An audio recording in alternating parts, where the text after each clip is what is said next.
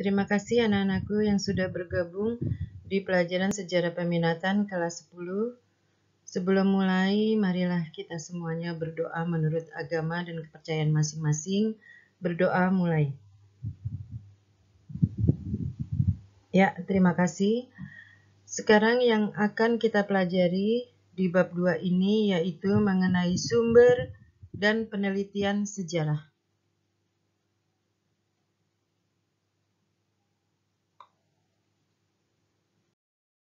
Kalian bisa lihat di sini di bagian A-nya, sumber, bukti, dan fakta sejarah. Sumber sejarah pada dasarnya adalah sesuatu yang memberitahukan kita tentang sejarah atau peristiwa di masa lampau. Jadi sumber sejarah itu sejarah di masa lampau ya. Terus yang nomor 1, sumber sejarah berdasarkan bentuknya. Yang A ini namanya artefak. Artefak adalah benda-benda seperti alat, perhiasan yang menunjukkan kecakapan kerja manusia. Terutama pada zaman dahulu, artefak itu berupa benda-benda atau sesuatu yang bisa diraba, dilihat, dan juga didokumentasikan. Nah, di sini adalah gambar-gambar artefak. Ini bisa dilihat, ini batu, ya, batunya dari yang kasar menjadi halus, ini namakan artefak. Ciri-ciri artefak adalah 1. Terbuat dari batu dan mulai halus. Kalian bisa lihat di sini, batunya mulai halus, tidak kasar lagi seperti zaman prasejarah. Yang kedua, merupakan hasil kebudayaan yang diabadikan. Nah, ini benda-bendanya itu merupakan hasil kebudayaan yang bisa diabadikan oleh manusia. Yang ketiga, bentuknya beragam seperti lonjong, bulat, persegi, dan sebagainya. Nah, kalian bisa lihat di sini bentuk-bentuknya, ya. Terus yang keempat, saat ditemukan dapat berupa bentuk benda utuh maupun pecahan-pecahan yang nantinya akan disatukan lagi. Kalau yang di sini kita lihat ini bentuknya tidak pecahan, ya, sudah utuh. Nah, yang kelima merupakan hasil dari peristiwa sejarah. Nah, batu-batu ini merupakan hasil dari peristiwa sejarah. Jadi kegunaannya itu bisa untuk mencongkel tanah untuk menanam sesuatu, ya. Selanjutnya, fosil. Kalian lihat di sini, fosil adalah sisa atau bekas makhluk hidup yang menjadi batu atau mineral. Untuk menjadi fosil, sisa-sisa hewan atau tanaman ini harus segera tertutup sedimen. Nah, ini contoh gambar ini fosil. Fosil yang sudah membatu ya. Ini fosil makhluk hidup, kebetulan makhluk hidupnya manusia. Terus di sini fosil itu ada 2, yaitu fosil tubuh. Pengertian fosil tubuh merupakan fosil yang terdiri dari sisa-sisa tubuh organisme atau juga makhluk hidup itu sendiri. Tadi Ibu katakan di sini contoh fosilnya itu kebetulan manusia, ya. Jadi ini tengkorak manusia.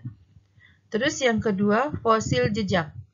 Pengertian untuk fosil ini adalah fosil yang terbentuk dari aktivitas atau juga perilaku-perilaku organisme di waktu lampau.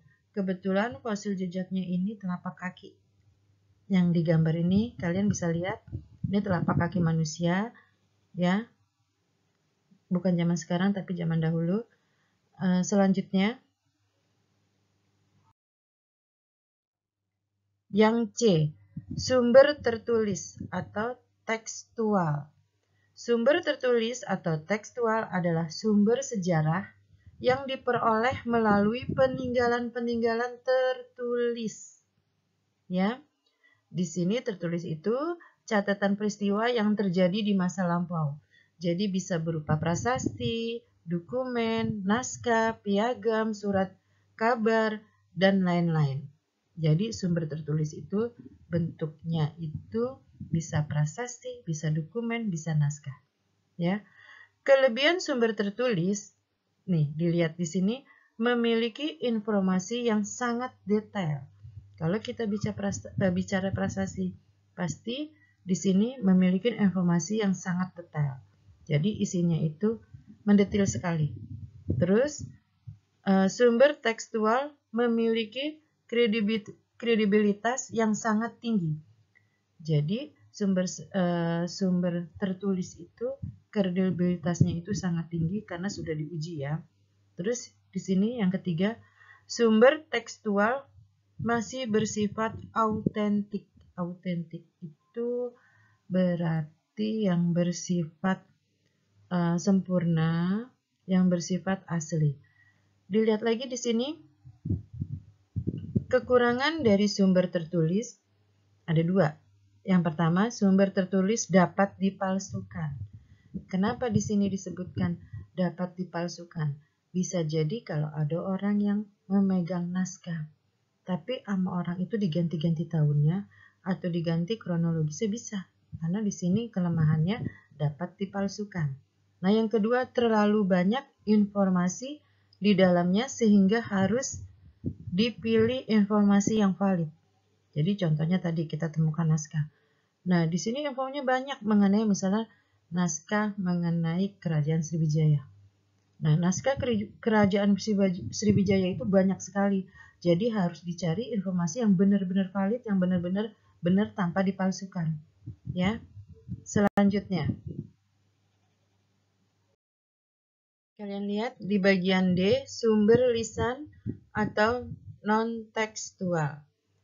Sumber sejarah yang lisan adalah suatu keterangan yang didapat secara langsung tentang suatu peristiwa yang diperoleh dari orang-orang yang melihat, mendengar, mengalami, dan mengetahui suatu peristiwa pada masa lampau.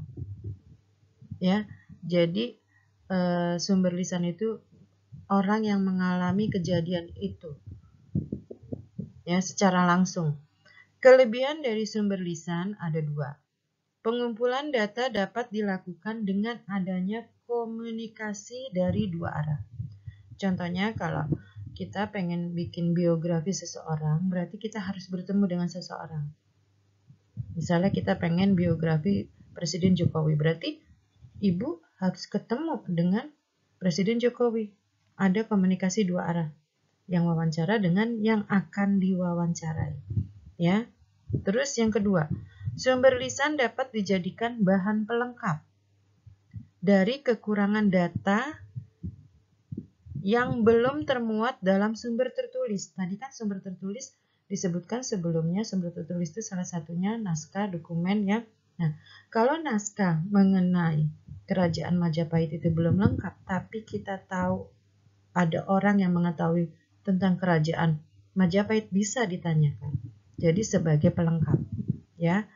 Nah, di sini ada kelebihan, ada kekurangan. Kekurangan sumber lisan ada dua juga. Yang pertama, terbatasnya daya ingat seseorang pelaku atau saksi sejarah terhadap suatu peristiwa sejarah.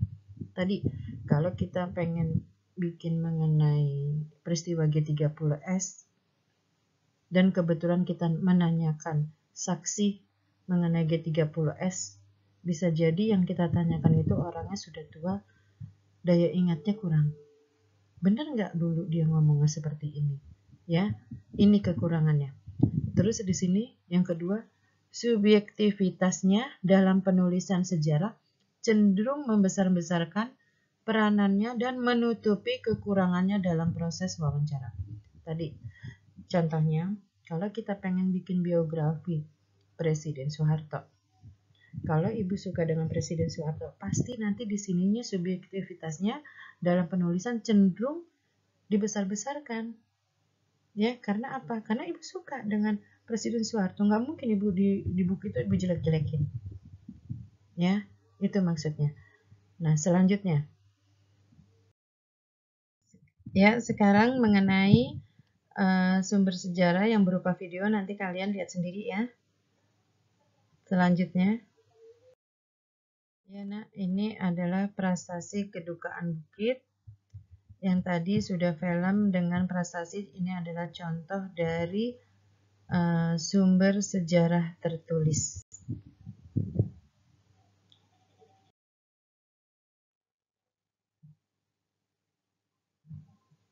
Dan ini adalah gambar Bapak Imam Prasojo, sosiolog dosen UI.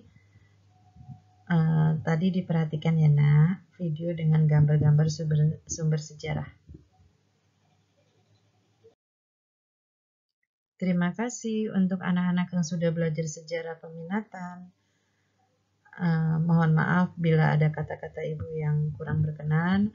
Akhir kata, wassalamualaikum warahmatullahi wabarakatuh.